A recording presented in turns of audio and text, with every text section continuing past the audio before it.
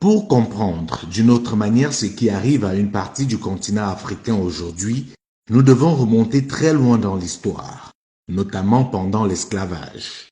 Comme vous le savez, à cette époque, il y avait deux types d'esclaves, les esclaves des champs et les esclaves d'intérieur qu'on appelait également nègres de maison.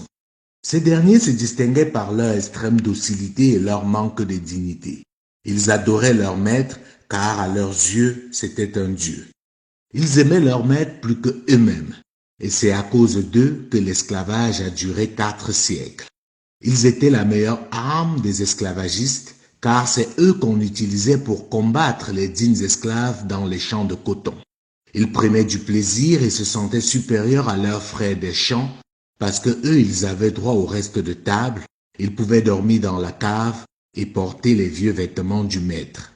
Lorsque leurs frères des champs essayaient de leur faire entendre raison et militer pour la quête d'une évasion, ils ne comprenaient pas, car à leurs yeux, l'accomplissement ultime pour tout esclave, devenir nègre de maison. Même si parmi eux, certains acceptaient cette position par contrainte, notamment les femmes, et même par stratégie, ils n'étaient malheureusement pas très nombreux et se faisaient très souvent démasquer car leur dignité les rattrapait et trahissait leurs véritables intentions. Alors que les vrais nègres de maison, eux, étaient des experts dans leur domaine de prédilection, à savoir la lèche. Pourquoi nous revenons sur cet épisode aussi lointain qu'obscur? La raison est que cette catégorie d'Africains n'a pas disparu et n'est pas prête de disparaître. Ce qui a changé, c'est juste son appellation. On est passé de nègres de maison à évoluer pendant la colonisation et d'évoluer à collaborateurs, de collaborateurs à partenaires à nos jours. Souvenez-vous, pendant la colonisation, les nationalistes étaient qualifiés d'indigènes et ceux qui remerciaient le ciel pour la présence des colons étaient les évolués. Ces derniers avaient, comme c'était déjà le cas avec les nègres de maison, certains petits avantages, quasiment les mêmes qu'on donnait aux nègres de maison. Reste de table, vieux vêtements, et le Graal pour certains était de pouvoir arborer un jour le fameux casque colonial.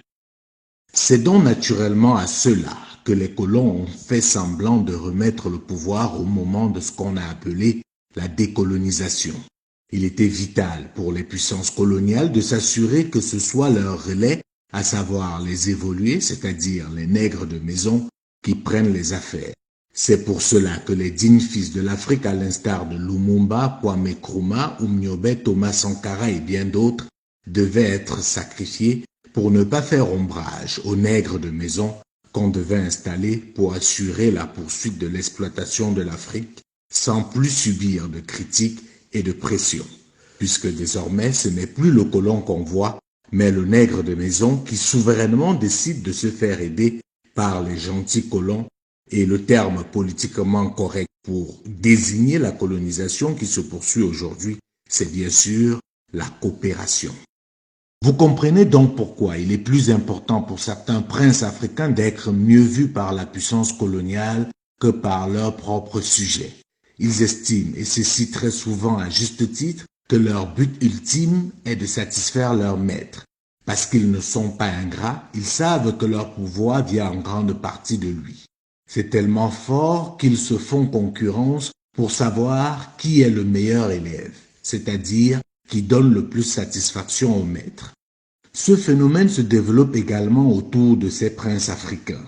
Ils ont aussi leurs nègres de maison qui sont très généralement leurs principaux collaborateurs, même si on y trouve aussi des capitaines d'industrie qui pensent qu'il est impossible de dissocier le monde politique du monde économique et même social. Pour ces derniers, leur chef est un dieu. D'ailleurs, pour paraphraser un ministre camerounais, c'est leur créateur. Et en tant que ses créatures, ils doivent l'adorer. Tout ce qu'il fait est bon. Et c'est pour cela qu'ils ont du mal à comprendre la réaction des esclaves des champs, entendez les vrais opposants, qui osent s'attaquer à un dieu si bon au lieu de s'incliner et espérer qu'un jour, il fasse d'eux également des nègres de maison.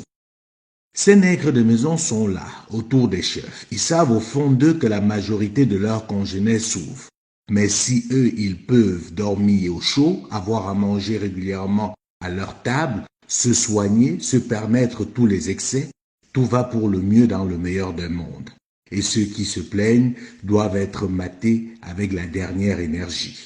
Ce qui est risible avec cette catégorie d'Africains, c'est que si leur maître actuel venait à disparaître, ils auraient la même attitude vis-à-vis du prochain maître. Leur foi ne repose pas vraiment sur la croyance en leur maître, elle repose uniquement sur leur intérêt et leur lâcheté. Peu importe le maître, l'essentiel pour eux, c'est de rester nègres de maison à vie. Ceci dit, il ne faut pas croire que c'est seulement au niveau des hautes sphères du pouvoir qu'on retrouve les nègres de maison.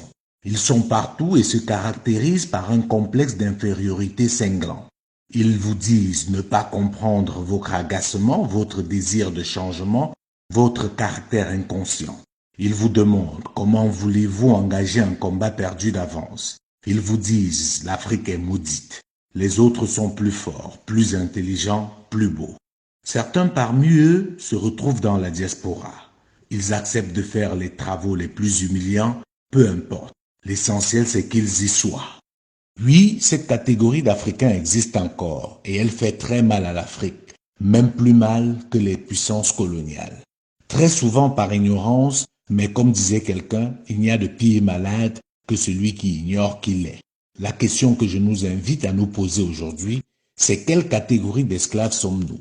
Sommes-nous des esclaves des champs ou des esclaves de maison? En répondant objectivement à cette question, nous marquerons un pas supplémentaire dans le combat pour la restauration de la dignité africaine.